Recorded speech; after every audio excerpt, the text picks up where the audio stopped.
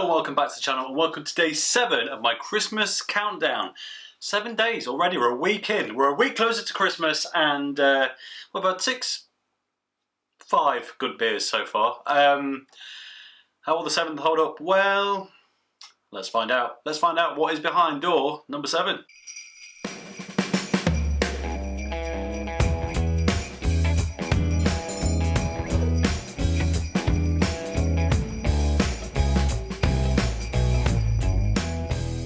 That's right, it's the first brewery to make a double appearance on the Christmas countdown so far, 2 within a week, and it is Black Isle Brewery once again, this time with Coco Van Porter.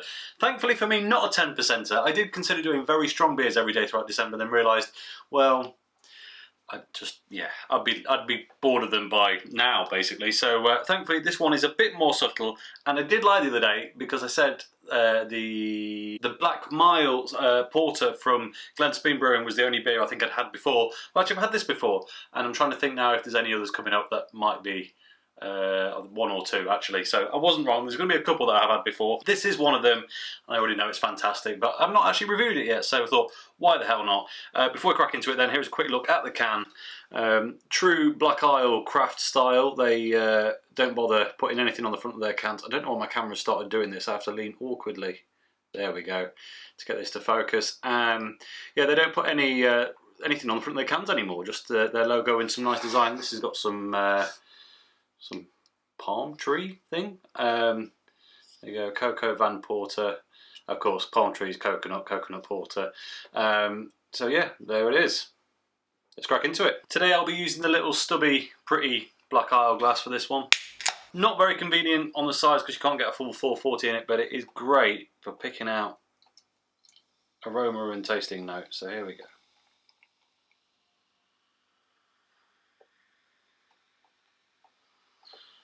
Look at that. In the glass then, the head hasn't stuck around. It was a cream coloured head on it, but it has really just dissipated completely. Fair bit of carbonation actually, but to say it's a porter, that's damn dark. That is very dark indeed. Much more so than that attempt at a porter we had a few days ago. So yeah, let's get into it. Aromas. It's got a rich, deep tone to this. Bit of coffee, bit of licorice. Nice roastiness, bit of vanilla. Not really getting a lot of the coconut. I believe this is meant to be a coconut porter. I'm not going absolutely mad. Yeah, coconut and vanilla porter. It doesn't actually say that in an obvious description. You have to delve into the kind of proper spiel, but yeah, the vanilla's there. We're going through a real run of vanilla stouts and porters at the minute. I don't know what it is. There is a sweetness to it, a creaminess. But it's really all about the deep notes on the aroma for this. So, that's it. Let's get into it. Cheers. Merry Christmas. Oh, yeah. I mean, it's deep.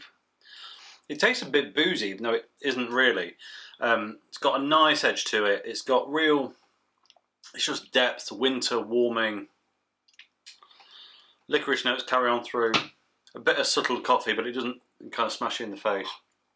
And there's a bit more sweetness to finish it out, especially in the aftertaste. I'm not quite getting the coconut yet, but I do feel like this can may have been sat ever so slightly too cold. I wonder if that'll change as it warms up, so I'm sure we'll find out. But before we do, let's do a top to bottom taste test, see where everything's at so far. So, initially, light carbonation, slightly sweet on the front of the tongue actually. That leads into a tiny amount of bitterness, bit of roastiness, and a bit more carbonation flowing through. On the swallow, cleans up quite a bit, coffee comes in, and you're left with a slight sweet earthy note that I think is the coconut. It's a little nutty but not really, in the same way that coconut is. It's a little bit sweet but not overly. Slight licorice aftertaste. I mean, it's just great. It's just great. I really like that. I really do. Right then, let's take a look at the can. But before we do, let's get the rest of it in there. It does look a bit sludgy, this, so maybe it'll change a bit having added the rest of it in. So, on the front of the can, nothing. Coco Van Porter. Autumn is upon us, the days are drawing in, the nights getting longer, and fires are lit as we hunker down for 4 months of soups and cocoa. We're a bit past that now, it's winter, but true. We couldn't think of anything better for this time of year than an organic coconut vanilla porter, so that's what we've made. It's sweet, rich, sumptuous, decadent hints at the bright days of summer just gone and the cosy days of winter ahead. Suitable for vegans. 5.7% this, so yeah, okay, a little stronger, which explains the little booziness. Black Isle Brewery in Venetia. What are the ingredients on this? Let's take a look.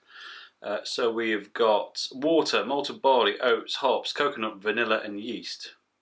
Straight up, as always. Save the planet, drink organic and all that, as Black Isle like to say. And they're certainly living by that mantra. I don't know whether it is the organic thing or just their approach to brewing, but I don't know, I feel like everything's always a little bit better from them, even if it's not been messed around with, if that makes sense.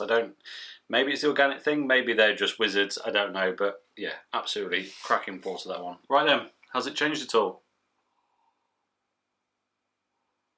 On the aroma, I'd say no, still very roasty, and that hint of licorice, and on the flavour, now the full can's in there, I reckon a touch sweeter, a touch more vanilla poking through, but the vanilla and the coconut are subtle. They're additions, they're little niceties to this beer. They're not the full picture, and I love that. I think it's brilliant. So yeah, fantastic beer, Black Isle, once again. Cheers. And that is really all I have to say about it. So if you enjoyed this video, please like it if you haven't already subscribed, if you will be so kind, and I'll catch you tomorrow. Cheers.